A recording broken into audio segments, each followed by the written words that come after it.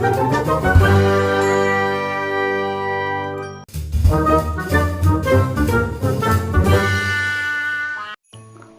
जंगलों में एक आम का पेड़ था। वो बड़ा दुखी और हताश रहता था। एक दिन घनी झाड़ियों के पीछे से किसी के आने की आवाज सुनाई दी। उसने देखा कि एक लकड़हारा उसकी तरफ आ रहा था। पेड़ ने लकड़हारे को आवाज लगाते हुए कहा, सुनो भाई, मुझे लगता है कि तुम्हें लकड़ियों की जरूरत है। तुम मुझे काट कर ले जा सकते हो।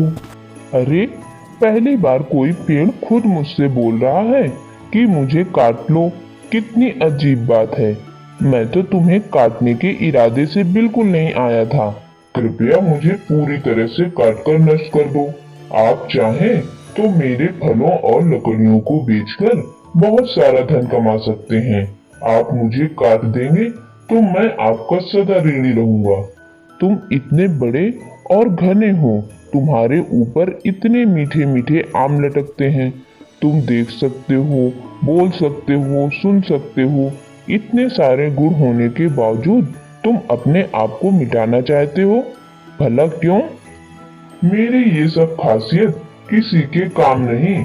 यहाँ बहुत सारे जंगली जानवर रहते हैं जो मेरी छाया के नीचे बैठकर शिकार करते हैं। शिकार करने के बाद जो मांस बचता है उसे गिद्ध खाने के लिए आ जाते हैं, जिन्हें देखकर कोई भी पक्षी मेरे ऊपर घोंसला नहीं बनाते। और हर दिन मुझे अपनी आंखों से हिंसा के अलावा कुछ देखने को नहीं मिलता। ना ही किसी पक्षी को बचाने के लिए मैं उसकी मदद कर सकता हूँ। पेड़ तो परोपकारी होते हैं, पर मैं अपने धर्म का पालन नहीं कर पा रहा हूँ, इसीलिए मुझे काट दीजिए। पेड़ की बातें सुनकर लकड़हारा बोला, यदि तुम्हारी यही इच्छा है तो मैं तुम्हें काट देता हूँ। लकड़हारा लकड़ियों और फलों के लालच में वह पूरे पेड़ को काट देता है। वो लकड़ियों और फलों को बेच देता है। इससे उसके पास बहुत सारा धन एकत्रित हो जाता है। पर जब वह पूरी बात अपनी पत्नी को बताता है तो उसकी पत्नी उससे कहती है, आप धन के लालच में आकर इतना गिर जाएंगे, मुझे नहीं पता था। आपने एक परोपकारी पेड़ की मदद करने के बजाय उसे काट दिया। मैं इस धन को हाथ भी नहीं लगाऊंगी। ये पाप से कमाया हुआ धन है। तुमने मेरी आंखें खोल दी। ये तो सचमुच बहुत बड़ा पाप हो गया। धन के लालच में मेरी आंखों में पट्टी बंधी थी। मैंने अपने इन हाथों से उस पेड़ को नष्ट कर दिया। लकड़हारा और उसकी पत्नी अब आत्मग्लानि में डूब चुके थे। वे अपने आप को दोषी समझ रहे थे। कुछ दिनों तक उदास रहे, अपने पाप का प्रायश्चित करने की हर मुमकिन कोशिश करते रहे। पर उन्हें इस बात का दुख था कि वो इस पेड़ को जीवन नहीं दे सकते थे।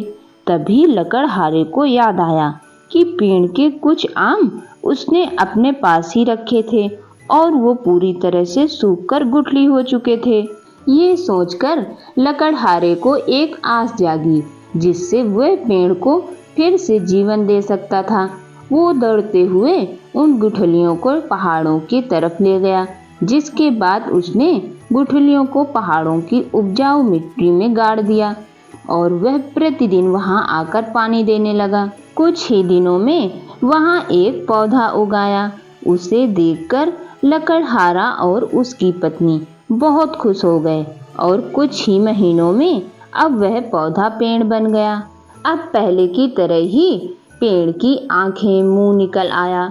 अपने आप को फिर से जीवित देखकर पेड़ लकड़हारे से कहने लगा, आपने मुझे फिर से जीवित कर दिया। अब मुझे वही हिंसा अपनी आंखों से देखनी होगी। ये सुन लकड़हारे ने पेड़ से कहा, अब तुम्हें किसी भी प्रकार की हिंसा देखने को नहीं मिलेगी। मैं तुम्हें पहाड़ों में ले आया हूँ।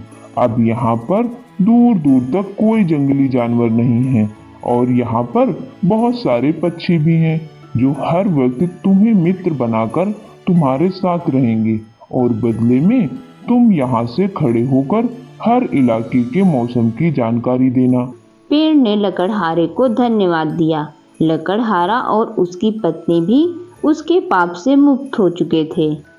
इस तरह बच्चों, हमें इस कहानी से यह सीख मिलती है कि लालच में आकर हमें कभी कोई गलत कार्य नहीं करना चाहिए, वरना हमें बाद में पछताना ही पड़ता है। तो बताइए मेरे प्यारे बच्चों, आपको हमारी स्टोरी कैसी लगी? अगर कहानी पसंद आई हो तो अपने प्यारे प्यारे कमेंट करके हमें ज़रूर बताना, और ऐसी ही स्टोरी देखने के लिए चैनल को लाइक एंड सब्सक्राइब करना मत भूलना।